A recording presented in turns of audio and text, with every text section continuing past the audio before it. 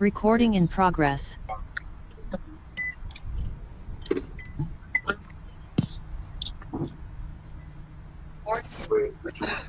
Hello, if we could ask everybody to put their microphones on mute, please.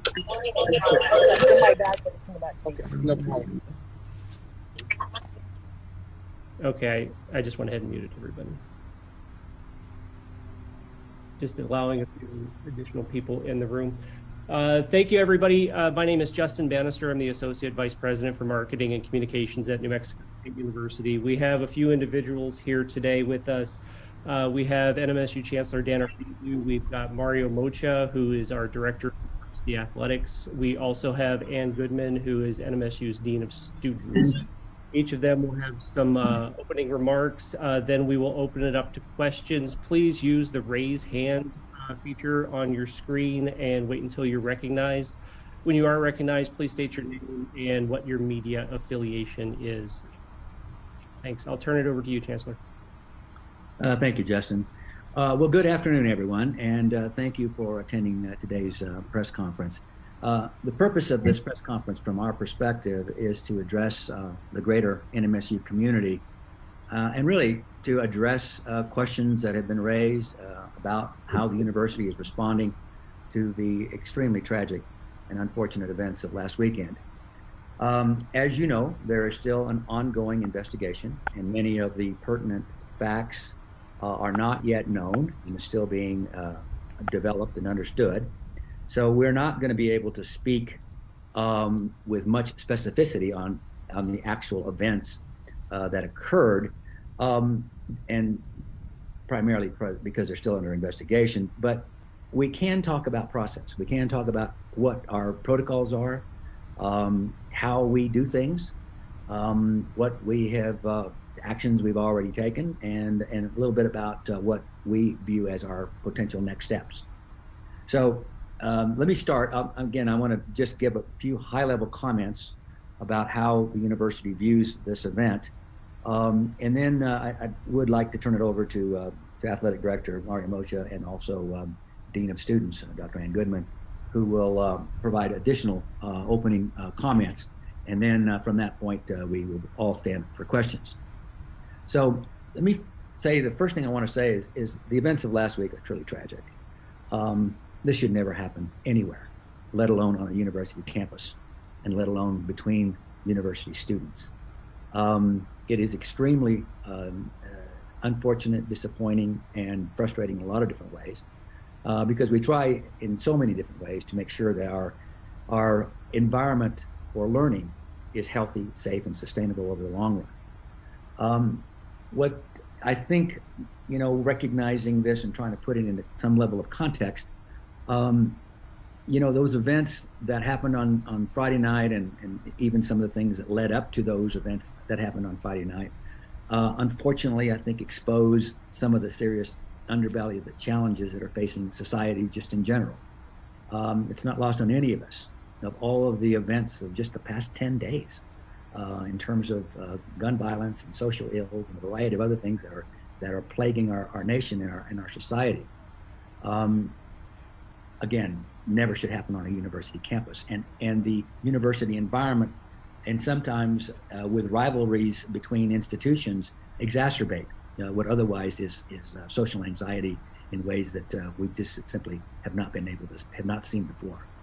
And so in the context of that rivalry, and especially as it has gained a bit more of a confrontational sort of of tone to it over the past few seasons, President Stokes and I met. We've talked at great length a number of times since last week, and we are both committed to lowering the temperature regarding our rivalry part of this other broader context. And in that vein, yesterday we announced that we would suspend play of the two rivalry games that we have on an annual basis between NMSU and UNM, and to give us an opportunity to really reevaluate kind of how these events ought to take place. That will be for men's basketball only. Before I turn it over to Mario and Ann, I also wanted to reassure Aggie Nation that the state of the university is still very positive, very sound. That I gave a State of the University address a couple of weeks ago. And in that address, talked about all the great things that are going on, some of the things to look forward to. None of that's changed. We still have great aspirations, still very positive. These tragic events obviously put a damper, put a pall on that positivity. But we still have 21,000 students that are actively working on their education and working hard and doing the things that they're supposed to do. So I don't want to lose sight of the fact that we've got a very robust student population, not just on our main campus, but also in our branch campuses.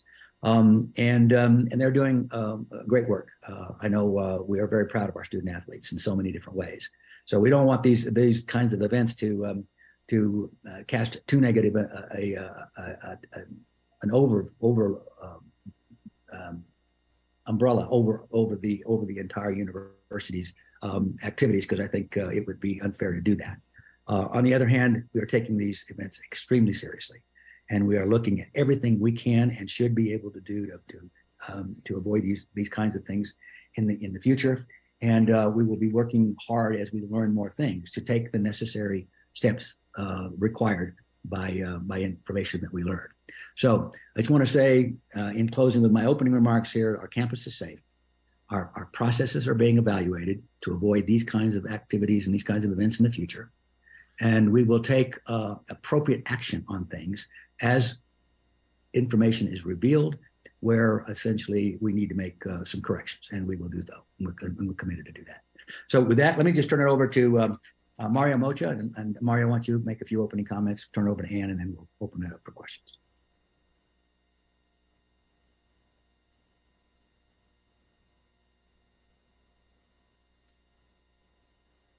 Okay, thank you, everybody. Appreciate everybody joining this. I'll open with a kind of a rare prepared statement, and then I know we'll take questions. But when I received the phone call about the events very, very early on Saturday morning when I was in Columbia, Missouri for our football game, I was shocked. I was sad to learn of the details and very disappointed.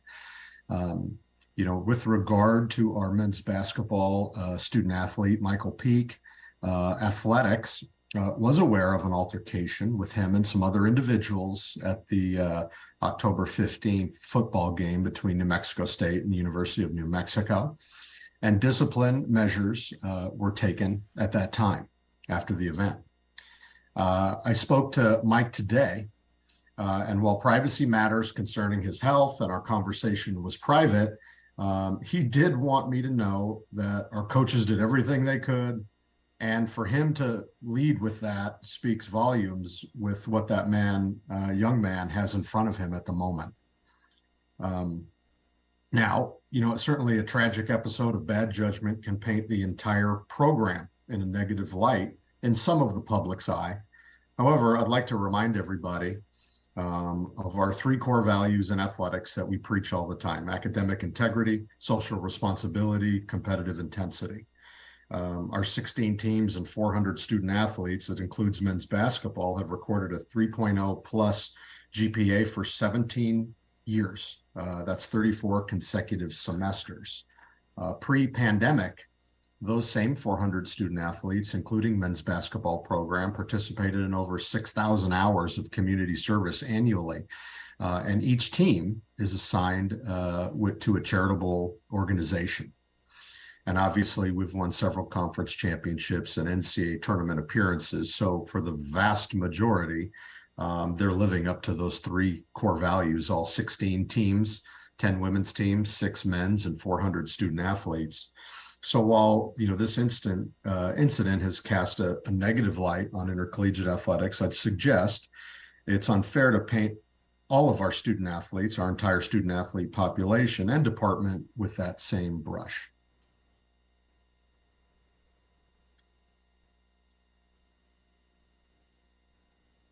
Thank you, Mario. Ann? Good afternoon, everyone. Thank you, Chancellor. Thank you, Mario.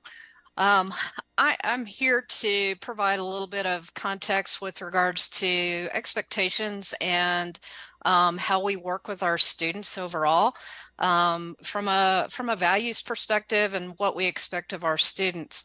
As you know, New Mexico State University is committed to a set of core values. Athletics has its own set of core values, and we speak to our students when they are admitted about the expectations that we have of our students. And that includes the assumption that they're going to seek out excellence in all that they do, serve as leaders. Accountability is a significant part of that set of core values, diversity and inclusion, and service to our community. All of these things are expected of all of our students, not just student athletes. So when I heard about this incident also on Saturday, I was shocked and also concerned about what had occurred and what may have prompted that. We work very closely with all of our partners on campus whenever there are incidents involving students and visitors. We have a good working relationship with those partners and work very closely with our law enforcement friends. And so when an incident occurs, we are notified, and then we follow a process that's dictated by our administrative rules and process. That process falls to me to make sure that that my team is following that, and that we're providing students the opportunity to learn from what has happened, but also to hold them to the expectations that NMSU has. So we have a set of standards that can be found. Those are shared with our students when they come to school. But those processes are founded in the basic fundamental fairness functions that you see play out in both the civil and criminal court process. Sometimes they can be quite lengthy, in particular investigations. Investigations, while we can go a little bit faster, still, we want to be thorough and make sure that we have all the information before we put a student through a conduct process.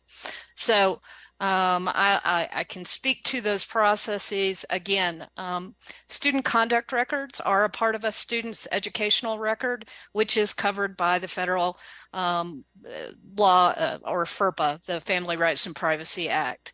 And so I'm sure many of you understand that student conduct and disciplinary records can't be shared without a student's consent. And so I can't speak to individual conduct matters, but I can certainly stand for questions with regards to process. So thank you. Thanks, Ann. Much appreciated. As I mentioned at the front end, we have got a number of folks here in the room. So we will take questions from the media. If you would use the raise hand function and wait until you're called upon. When you are, please state your name and what media outlet you represent. Tommy Lopez, you can go first. Hi, thank you guys for doing this. We wanted to ask if Mike Peak is still on the team, is still a New Mexico State University student. And then secondly, if a student athlete were to have a gun on a trip, such as that one, an athletic trip, what rules would that student be breaking? And this might be a good one for you. Can we ask Tommy what organization he's from? I think he missed that part of the instructions. I'm a reporter with KOB. Thank you. So the first part of the question, I'm not sure I recall specifically. So if I have to go back and speak through that, I'm happy to do that. But essentially, we have a number of student conduct code. We have some stated conduct code standards, and in particular, weapons. Weapons are not allowed on campus. They're also not allowed as a part of any kind of a sponsored or organized event that involves New Mexico State University.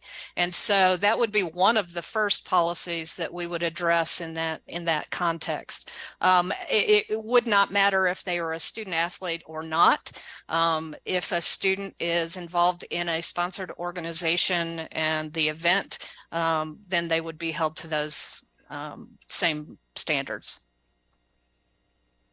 Did that answer everything for you, Tommy? It did answer the second question. The first was, is Mike Peak still on the men's basketball team? Is he still a New Mexico State University student? And do you want to mention mention what you can about the student status? I can speak to the fact that FERPA does allow me to provide an update with regards to enrollment status. He's still currently enrolled. And I do not know the status of his membership on the men's basketball team. Yeah, I think we're getting into semantics. Yes, certainly Mike is still on the team. He's on the roster.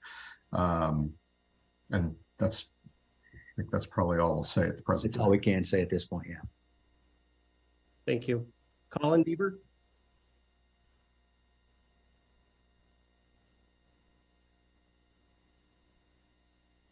No, we can't hear you, Colin. You're on mute, Colin.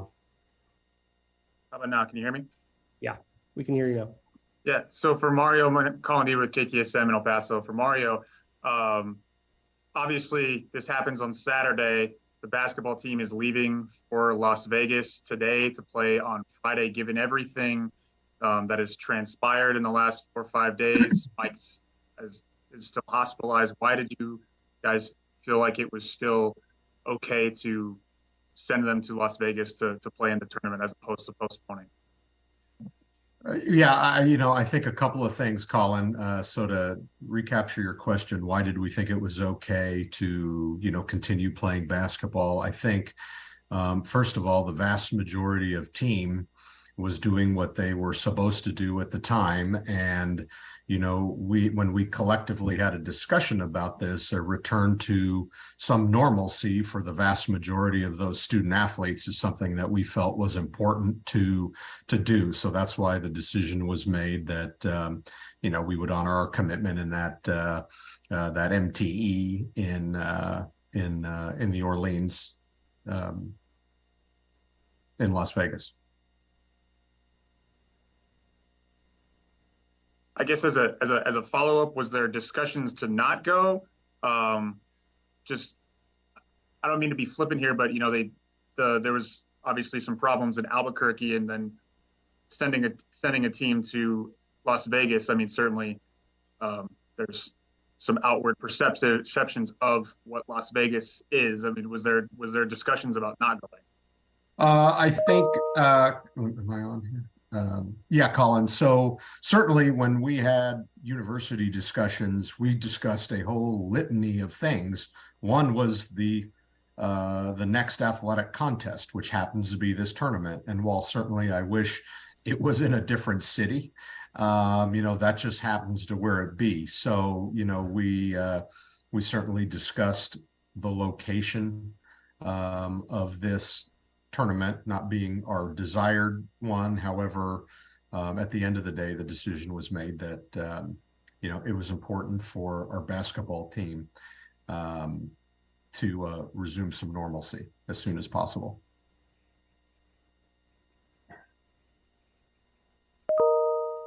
Thanks, Colin.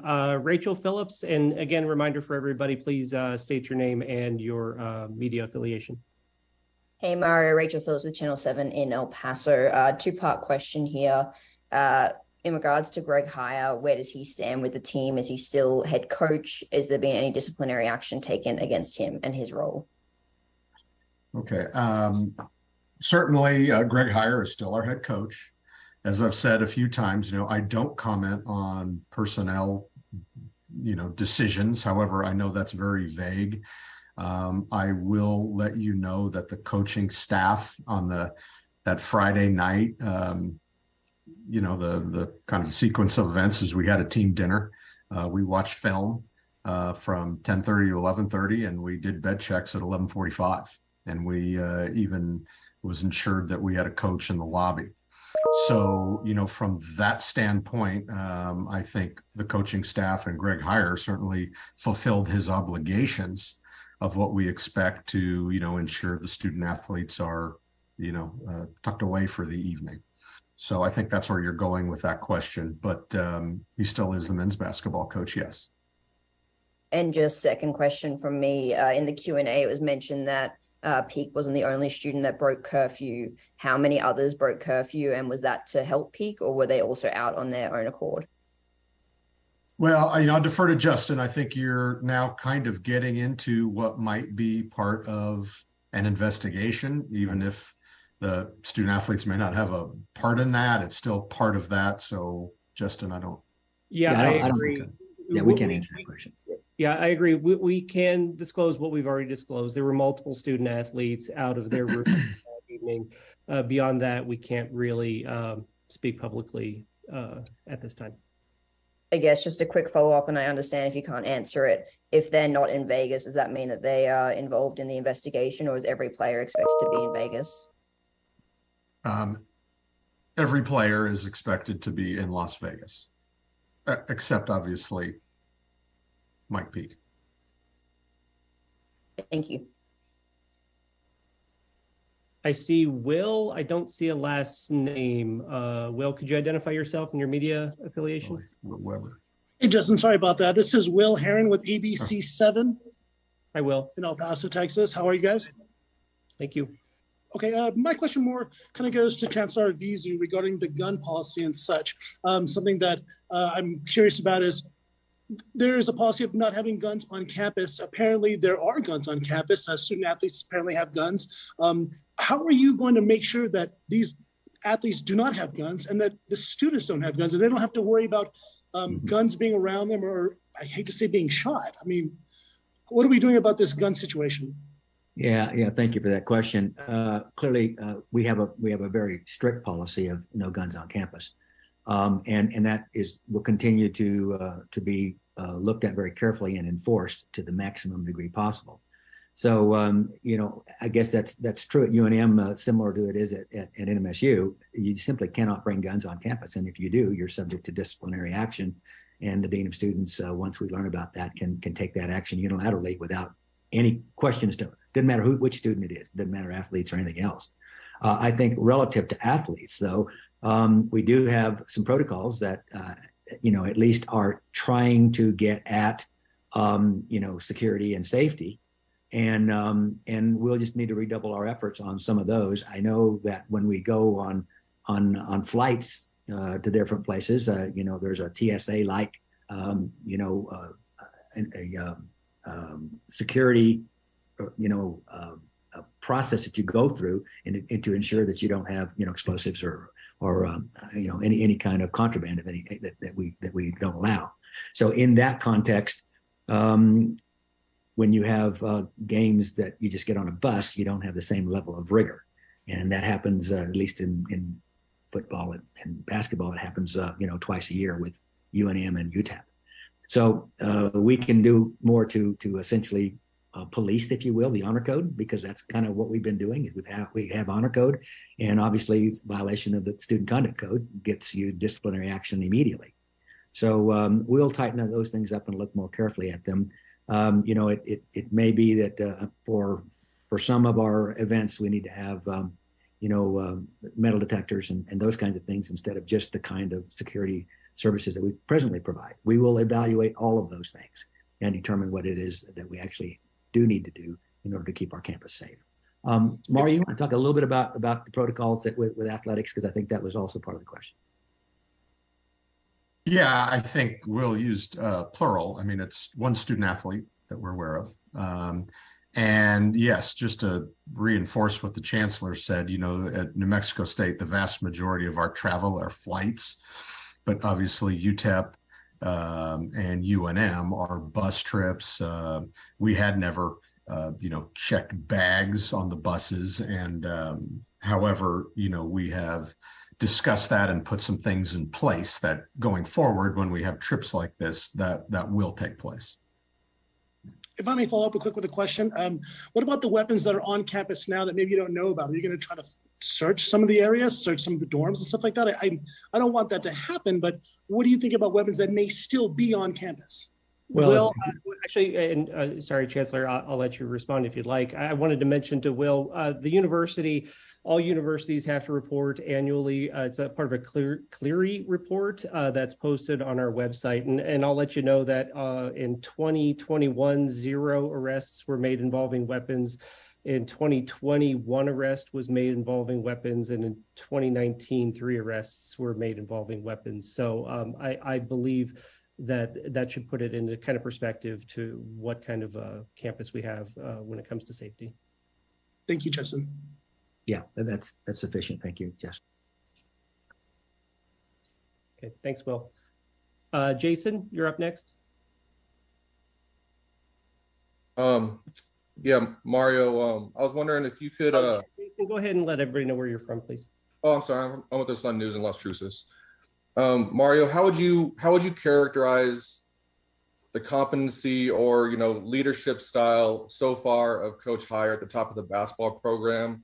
From the outside, it seems like there's been some incidents leading up to and even like before the season even started. And did Coach Heyer lay out any changes that he would make? And if so, I don't know if you can share any of those. Yeah, I think it is very early. I obviously traveled with the team on their quote unquote 4-year allowable NCAA foreign tour. That seemed to go very smooth. We started the season. Obviously, we had the incident at the football game, and he addressed that with the team. And well, I can't get into the specifics of the discipline. There was discipline actions taken. And then this situation occurred. And as I said, throughout history, we've not ever checked bags. We did do room checks, and we did even take an extra step of posting somebody in the lobby. So I have a hard time. I know so there's in these situations, you're looking maybe for someone to say, hey, we should have all done better in intercollegiate athletics. However, I find it hard pressed that our head coach, Greg Heyer, could have prevented these things. Now, I did speak with the coaching staff at 10 a.m. on Monday, and I did speak with the entire team at 2:45 and reminded everybody of the expectations of oversight of the program, as well as the personal behavior of our student athletes. And I reminded them of their stature in our community and, them having an unbelievably successful program with all the postseason and NCAA accolades in the state of New Mexico. So, I think that both he and I did everything we can to verbally remind the team of what the expectations are going forward. Maybe a follow-up to that, and maybe you just addressed it, but do you feel that you or someone in administration needs to take a more heavy-handed or active role in the day-to-day operations of that particular team, at least this season? Well, Jason, for the last several years, every road trip has an administrator on the trip. In this road trip, our CFO, Ed Pizaski, and our faculty athletic rep, Kevin Melendres, happen to be on the trip. So, we do have an extra step of administrative oversight on every men's basketball road trip. And with the proximity of the Pan American Center, I don't think there is a day that goes by that we don't have a conversation with each other, or we're not running over there and seeing the student athletes. So sure, when there's an event of this magnitude, you look at every process and you make sure that you have a direct line. But I think one of the good things about New Mexico State is, I know the student athletes personally. The vast majority of them. So do we need to do a better job? When do we not? But certainly, yeah, as the chancellor said, we're going to look at all our processes and, continually, have dialogue with the student athletes. I just have one last question for Ms. Goodman, if I can. I was wondering if you could talk about what triggers when you become involved in an athletics investigation or situation. And then is there any way that you can say since 2019, how many times have you been involved in investigation with athletes and how many times have you recommended some sort of discipline? Well, let me start by saying that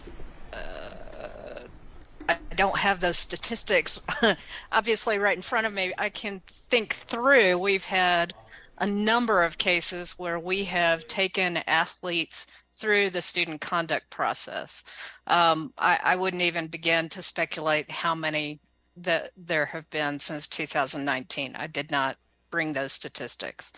But the triggers that often would call those incidents to our attention would be some sort of an incident report, oftentimes on campus, oftentimes in the residence halls, police reports from on campus, not necessarily off campus, and or reports from other students or other community members.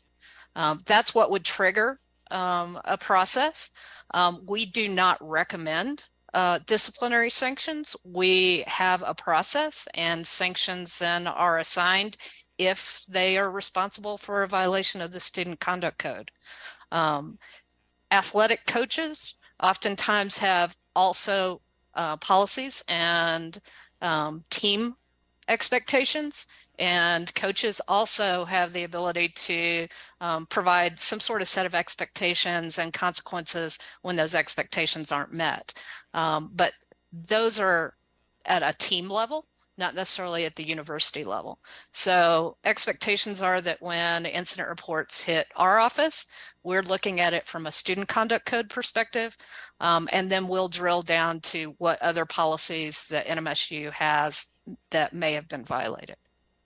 Does that answer your question, Jason? Yes, thank you.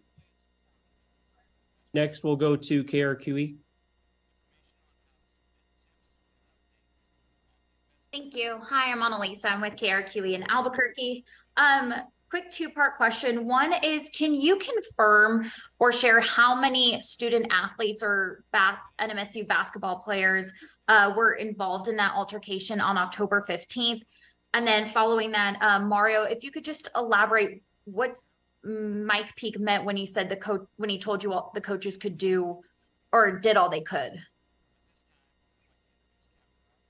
I don't believe we can answer that first question because of the ongoing investigation. Is that correct, Justin? Or yeah, that is something that's still fluid at this point in time. So I'd rather not disclose how many student athletes may or may not have been involved in that fight.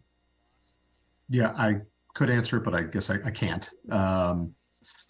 As far as the second part, you know, you're talking to a young man that I've known ever since he came here. He came here with a clean slate from Austin Peay University, beginning at Georgia. And he certainly, you know, we had a private discussion about things that I can't disclose, you know, regarding his health. And, you know, Mike's infrastructure is heavily coach centered, you know, from his background and his life. And I really think, you know, I'm sure like he's sitting there and he's looking at everything and reading everything. And the coaches have meant a lot to his life and are important in his life. And he wanted to make sure that they were okay. Obviously, some of the questions are generated to, hey, is the coach still going to be the coach? Is he going to be this? So he's, I'm sure, not immune to hearing that stuff. And of all the things he could have told me, that's the first thing he wanted to say, which, you know, I understand that, you know, there's a lot of people who have strong feelings about Mike, but I think that indicates where his head is at right now, thinking of others. And then I just have one other follow-up question about guns on campus. And this is just in terms of protocol. Is it something, you know, if we're talking about searching dorm rooms or firearms on campus, is it something where you need a tip first to go search someone's room and discover a firearm? Or do you do, you know, regular wellness safety checks where you can do that kind of thing? I can answer that. Yeah, go ahead, Ann, please. So search and seizure laws are in place on a college campus. So a residence hall room is an individual's private space, and they cannot be subjected to unreasonable search and seizure by the police when they're living in on-campus housing.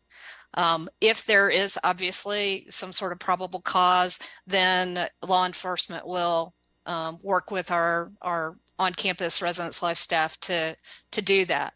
Obviously, when you're talking about a health and wellness issue, though, if there is a reason for us to go in and check on somebody to do a wellness check, we also work with our university police to make sure that those are done in an appropriate manner. Okay, but it's fair to say you need a credible tip first to go. That would be correct. Okay. Thank you. Thanks. Go ahead, Jeff Grammer. This first one's kind of just a cleanup of some previous questions. I want to be clear here, since a lot of people on this call are about to go report about discipline. I get from a student standpoint, you guys can't say anything about discipline. You guys have said FERPA prevents you from doing so.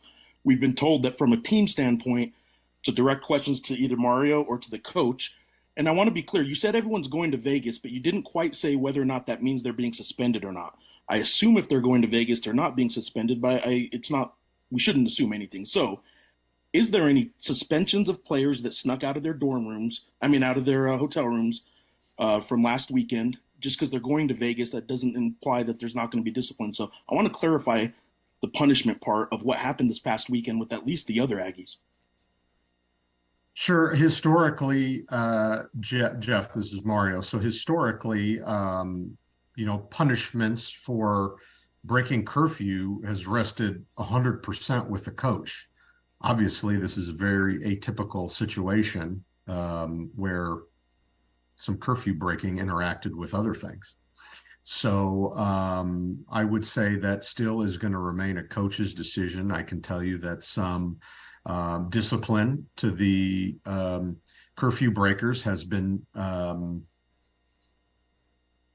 given to those individuals already on campus. And, that's going to be a decision on the coaching staff of if there's any further punishment in your words, game suspension.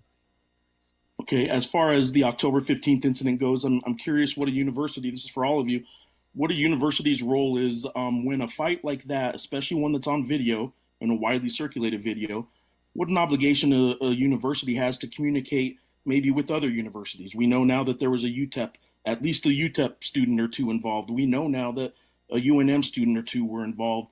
Did you guys reach out to either other university to either get their help to maybe identify everyone involved, to handle your guys' Dean of Students matter where you were investigating it? Or was there any communication at all about the October 15th incident as we kind of look towards what all these universities could have maybe have done that might have helped along the line to maybe prevent what happened on Saturday? And maybe, do you want to talk a little bit about your communications with your counterparts? And then I think, Chancellor, I think it's important to talk more generally about our expectations with those games. Sure. I can walk through our process with regards to the football game and some of the incidents that were reported. I want to be clear that video was not something that came to light in our office until, I want to say, at least 5 or 6 days after that the football game, and it was passed on to us by another student. Our team, our student conduct team, took a look at that and was and are still working with university police to identify who was in that video. Quite frankly, none of my staff could identify anybody in that video. And to be fair, we don't necessarily know all of our student athletes. And so they did not identify anybody immediately. And we had worked and are still working with university police with regards to that, to investigating that video. Clearly, we did not necessarily think that that video or the fight was particularly significant. Obviously, hindsight is 2020. But that fight was also not even addressed by our police. In that, what I'm saying, it was not one of the individual fights that were reported to our office. There was no record of that fight until that video had even come to light. The police had not provided any kind of names. They had provided no information to our office. So it was strictly a Twitter video that we were trying to investigate, and we were working with our partners in law enforcement. Consequently, we did not share it with our counterparts at UNM, obviously not anybody at UTEP either, because simply we just did not know who was in the video until recently. So we're still trying to collect some of that information, and quite frankly, I'm going to let our law enforcement partners take the lead on that. Thanks, Anna. Excuse me, I'll say a few additional words on that. You know, I know we have a good relationship with the administrations in both UTEP and UNM. I can speak for all three institutions that we take this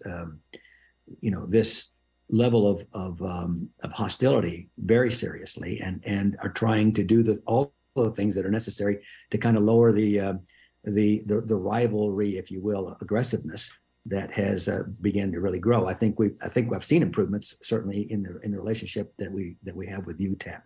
And obviously this is indicative maybe of a different set of circumstances that we need to be aware of going forward. But I think there's no question that from the perspective of the administration, we are anxious and we'll take extra steps to ensure that we have, first of all, proper and appropriate security at these events. I think one of the early observations that we're starting to conclude is that we could have done better with having more different kinds of security services than we've had in the past. This is escalating as a consequence of the nature of the challenge. So these kind of things are things that we will pay a lot of attention to, because frankly, we want to have good, healthy relationships with our rivalry institutions, and I believe that's possible. But we now have to be ever more vigilant than before to make sure that our processes are in place, our security is appropriate for the kind of challenges that we're going to see, and there are some things that we can do in just locating where the seats are, and don't put the rivalry students right next to each other. It just doesn't make any sense. And yet I don't think we've thought all of those things through. So we will do a lot more in the future to mitigate the challenges that come with rivalry games, and to manage that in an appropriate fashion. If I could jump in just to come back to something, we do have a regular communication with the Dean of Students Office at the University of New Mexico, and also with the other schools that we play and work with here in the area. And anytime a student is involved from another school, we have an obligation as a courtesy to let them know about that. So we do that regularly, and they do also. Thank you, guys. And I want to clarify one thing you said. You did say this video was referred to you, but about 5 or 6 days, you said, after the game itself. But you guys did review this video before this past weekend's incident. I can confirm that we were looking at it, and okay, we had passed it on to our university police to also be collecting that information. And Mario, were you aware of that video before this past weekend, or your basketball players' involvement in that video before this past weekend? Yeah, I can't recall exactly when. Certainly it was that next week. But yes, I was aware. And that's why, discipline was meted out on the individuals that we could identify. Thank you, guys. Go ahead, John. Yeah, John Cardinelli, KOAT in Albuquerque. Just have a couple questions today. My first question is the conduct of the coaches after the shooting currently under investigation?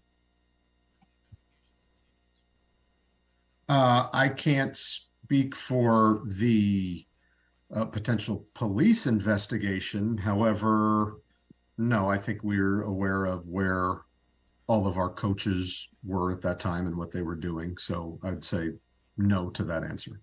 Question.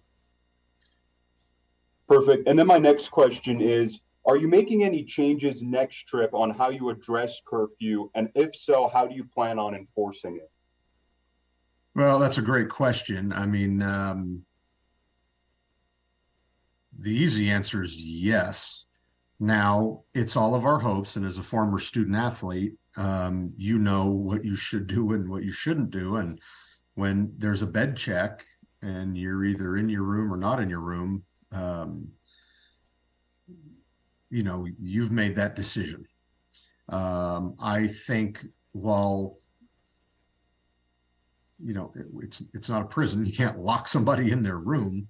We will certainly beef up the understanding of the importance of a good night's sleep, that, you know, leaving your room or the hotel, only bad things can happen, as well as whatever measures to maybe more, you know, we actually have a coach on each floor that the student athletes. So we'll look at the geography of things as well and see what makes sense the most. However, you know, there is not a camera on a door 24/7. So we'll do everything we can that's appropriate to ensure that breaking curfew is eliminated or kept to a minimum, knowing full well that people have been breaking curfew for 70 years, unfortunately.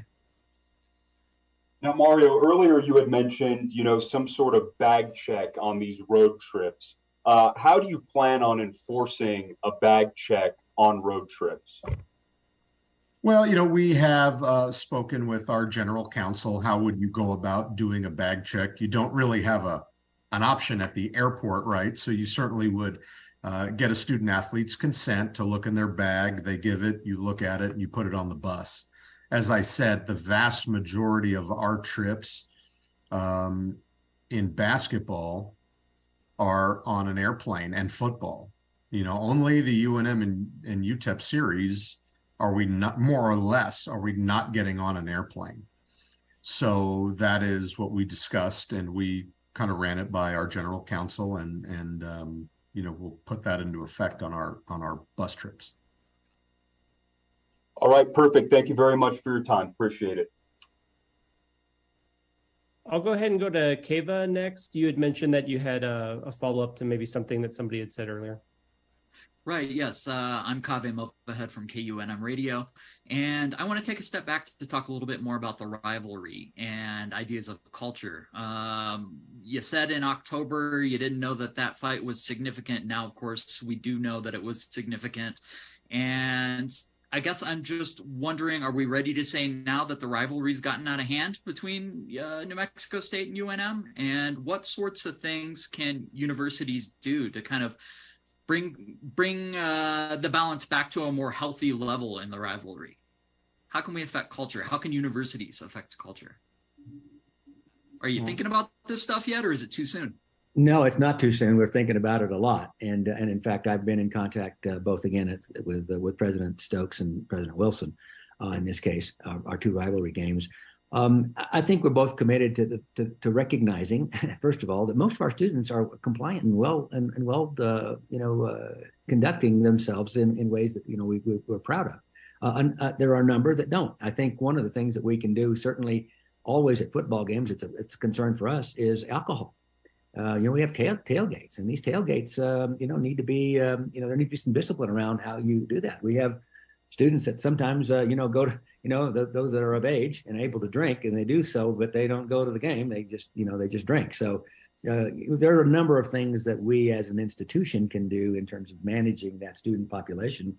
I think the main thing is education and getting the student leadership We have a great, AS NMSU student leadership, group that I think would be very anxious to work with our Greeks and all the other, units of student organizations across the entire campus to really do the things that we do. We're trying to keep our campus safe.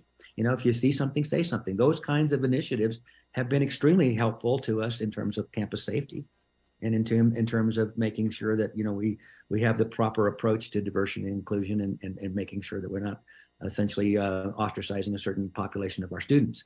So the student involvement, I think, will be key to helping us build that. And I think cross-university relationships, which we already have a number of, can be strengthened in ways where there's more collaboration and a little bit less conflict. So I think rivalries are not necessarily unhealthy. They sometimes are very healthy. We've lost focus on, first of all, the challenges of our society are so great. We need to acknowledge that and understand that our campuses are not immune to all of those challenges. The dysfunction that comes from society shows up on our campus in different ways, and we just need to manage it. So it's a challenge for us, and I know we've got a good group of administrators. We are focused on student success. We are focused on how do we help our students and our student athletes be better at what they do. And that means building character and integrity and collaboration, as well as the education that they're getting. And most of our student athletes are wonderful ambassadors for the institution. And so I don't want to lose sight of what the positive is while we take on what I think are significant challenges in making sure that we manage what ultimately is an emerging and more serious challenge of how we manage our demographics, and especially our students and the new generation that's coming up. So hopefully that helps a little bit in terms of how we think about it, but I know it's something that all of our institutions are focused on. Dave, I was going to chime in just from the athletic standpoint. I have a unique perspective where I have a degree from each institution, and I've worked in each institution's athletic department. And I know a lot of the boosters and individuals in Albuquerque. So I do think the boss mentioned two big ones, fan proximity. We are very blessed here that we offer a great college experience. And with that comes a lot of interest in the students attending our games, football, men's basketball, et cetera. I think making sure there's a good buffer in these games are critical. We do have experience because we have 4 of these. We play UNM twice and we play UTEP. A lot of schools only have maybe the one traditional rival. The alcohol thing is certainly, I know everybody's going to take a look at that. And then, I think the rhetoric, I don't really see a whole lot of, I'd label it trash talk between the teams prior to, or certainly the administrators or the coaches. So that might be third, but just maybe some in-game messaging that we can do, with our fan base. I know a lot of times, like at the football game, we recognize both schools and their, via the spaceport and the space program. So we've done things where we play UTEP. They had to deal with the blood drive of both communities. So we'll probably look at doing more things on the field and on the court to show the unification of the schools, as opposed to, trying to beat each other's brains out on the court or on the field or in the pool or what have you. If I could jump in also, I think one of the things, Keva, I want to talk about is when I said that the fight wasn't necessarily significant, it wasn't. What I meant by that was it was not addressed by the police at that time. There was no case number, there was no arrests, there was nothing to that degree. And so we did not know about it on the front end. But I also want to go back to the rivalry question. And I think the other is football and large athletic events and alcohol often provide lots of opportunities for poor decisions to be made. And if I go back and I look at the pass back of information from law enforcement and our fire department, our EMS services, a small portion of those individuals that were treated or addressed were students. There were a number of individuals that were not associated with NMSU or UNM from a student perspective, or even a faculty staff perspective, that were involved in altercations or were involved in some sort of a law enforcement activity. And so I think that it when you go back to the concept of the rivalry, these rivalries exist at colleges all across the country. I came from a very large SEC school that had a number of rivalries that every game was very heated. But the fans, I think, are doing a great job of supporting their schools. How we can make that a productive and positive rivalry is certainly something that we should look at. Our students really, honestly, they are looking at that, and ASNMSU had reached out to its counterpart at UNM and similarly. So I think we are talking about that. Back to the fight, or any of the fights, oftentimes the motivation is not based on the rivalry. So in this particular case, I don't know that we know what the motivation for the fight was. Was it a rivalry issue, or could it have been something else? So anytime we talk about this, I think we have to keep in mind all of the incidents, all the facts of the matter. Thanks, Ann. Let's go to Colin now. Thank you. Yeah, Colin Eber again with KTSM TV in El Paso. For any of the three of you, obviously the fight happens October 15th. Mike brings his gun with him from Las Cruces to Albuquerque. Has there been any indication from Mike that that was because of the fights in Albuquerque? Or, I mean, did he bring the gun with him just because he forgot he had it? Did he mean to bring? I mean, I'm just trying to get some clarification on why the gun was on the bus to begin with. I think that's a question that nobody on the screen would be able to answer for you, Colin. I think only Mike would know the answer to that question, or maybe it would come through law enforcement. I'm not sure anybody has that answer. Okay. And then another question for Mario, just to follow up a little bit. I mean, again, I know you guys have said you'll be taking some more steps in terms of some security, quote unquote, measures on road trips or anything. Are you, as the athletic director, are you going to be stepping in and having maybe more of a heavy hand with the men's basketball program this year because of what's happened? Well, look, Colin, I mean, we have 16 sports. They all have their own rules. The overarching umbrella is the University Code of Conduct, right? As far as a heavy hand, when I met with our team, I told them what they probably already know, that given the circumstances, the ice that they're standing on is so thin they can see the water below. There's not a room for error, maybe as there have been in the past. And, when you have 400 young people, they're invariably going to have something. It's very rare to go through a whole year with 400 young people and not one infraction occur. But I did just let them know that, that insurance policy that all the student athletes have has been significantly eroded, and they need to take extra measures to be socially responsible. And that includes somebody they don't know coming up in their face and calling their mother a name. I said, you must walk away. You don't have the ability any longer to have the reaction. Now I can preach that, and then there's things that hopefully don't occur, but sure, I mean, the message has been delivered. However, what I can't control is the outside forces that these guys may be encountering. But from our athletic program, you can take it to the bank. The message has been delivered. Lucas, go ahead.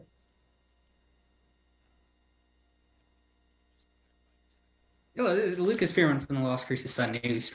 A couple of questions here. I wanted to talk a little bit about the fan experience. I think some people see something like this and they wonder, well, what's the experience going to be like at rivalry games? We know what it has been. Moving forward, we talked about the geography of the fans at various games. The messaging that you might hear. I wanted to get clarification on the involvement of alcohol at games, maybe at rivalry games or at just the games in general. Has there been discussions about removing that from the equation at games? I'm not sure that that exact discussion has been had, Lucas, but maybe the chancellor wants to maybe underline some of his expectations with fan experience. Yeah, we've had a number of discussions. We've got a foundation and an alumni association that are very anxious to make sure that we get a good fan experience, especially for our alums and for the community at large. Responsible drinking at our institutional events has, I think, for the most part, been managed well in the past. There's clearly areas where we can improve, and I worry most about the tailgates part of football. But there's we've got alcohol on campus. We've got Pete's Patio and a variety of other things. We try to preach a lot of responsibility, as Mario has said, to all of our students. And try to model that behavior as much as we can, through faculty and administration. Now that said, I think what we want to do is always be attentive to what challenges are we seeing that are new, and how do we address those. We will work closely with the dean of students and athletics in particular. Many of these events are done with partners, Learfield and Sodexo and others who provide the services that we ask for. And so it's a multi-stakeholder sort of activity that we're all about every time we have an event. So yeah, we have had conversations about what are the remedies for some of the challenges that we face, and alcohol use has been one of those discussions. At present, I think we've struck a balance that we feel is appropriate for the kind of experiences that we're trying to have, but we will continue to evaluate, and if changes are necessary, we'll do that. We're not bashful about that.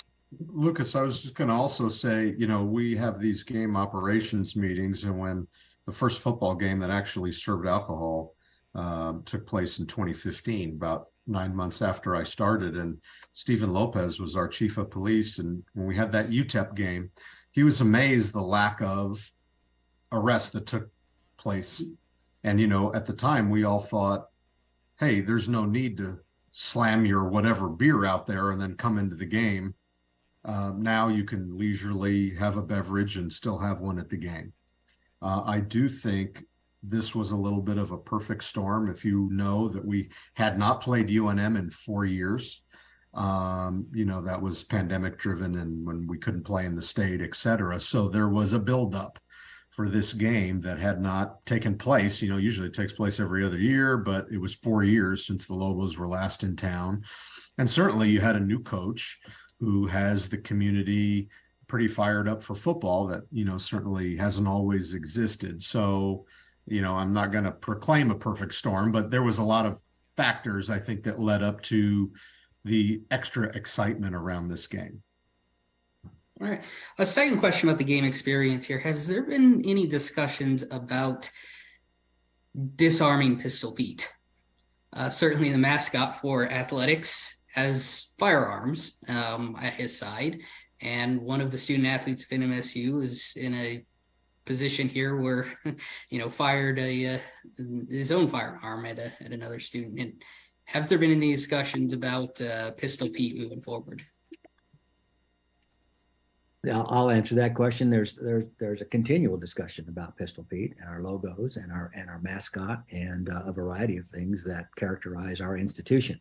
As you are aware, if you followed Aggie, events at all, there's been a number of overtures to make changes.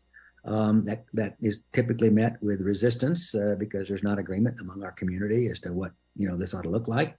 Our alums have a very strong position on some of these things, as do our current students and our current faculty. So it is a conversation and discussion that is ongoing. It continues. It doesn't go away. And obviously events like the one of last week, draw special attention to it. So we'll continue to do that. At this point, no intent or other things that suggest that we're going to make this a top priority. It is something that we have in the background as always, something to be aware of and looking at quite seriously. It isn't also something that relates to the image of the institution. What do we as an institution want to look like? What do we want to